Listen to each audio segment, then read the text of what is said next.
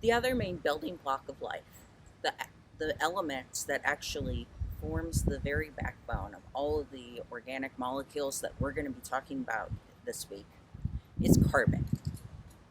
Carbon is in is the element that powers all of life.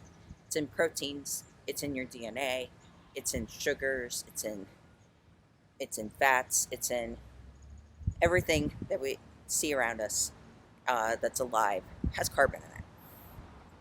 It's not just random, though, that carbon is the element that plays this role in the chemistry of life.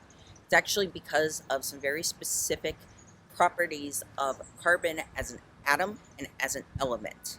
And in this segment, we're going to be talking about just what those are and why they're so important in fueling the chemistry of life.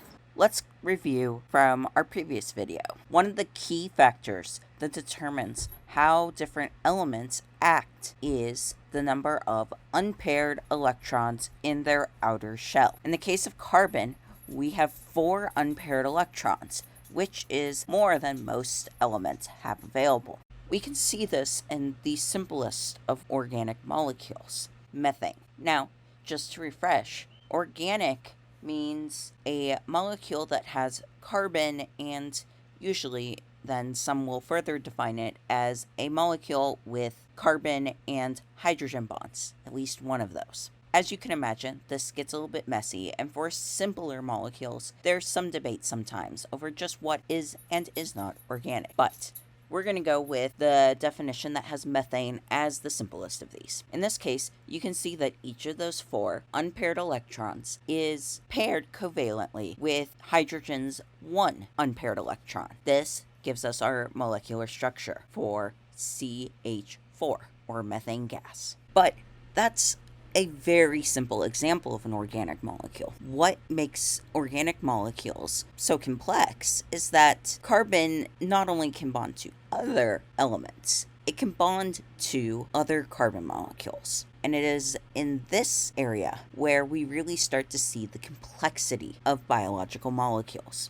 First of all, carbon can simply bond to another carbon atom right next to it. The simplest of these are what are known as hydrocarbons, where you get chains of carbons where everything branching off of them is a hydrogen atom. However, carbon molecules don't have to just share a single electron with their other carbon atom. You can have carbon not just single bonded, where they share 1 pair of electrons. You can also have a double bond, where they are sharing 2 of their unpaired electrons with each other. Finally, because of carbon's flexibility in molecular structures, you'll often see it take on more complicated bonding structures. For instance, many of the molecules that you think of when you think of organic molecules, things like caffeine or sugar or many others, you'll notice that they have a ring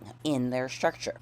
This ring is primarily formed of carbon, sometimes with oxygen or nitrogen mixed in, but usually, the majority of the atoms will be carbon, joined together in a ring with either single or double bonds. These can then combine with other rings or with other atoms or groups of atoms off of them to form more and more complex structures. So, with this short video, hopefully you've learned a bit about what organic molecules are and why some of the properties of carbon are so important to the molecules of life. In our next video, we'll be diving deeper into the 4 main classes of biological macromolecules, these larger, important molecules in building living things.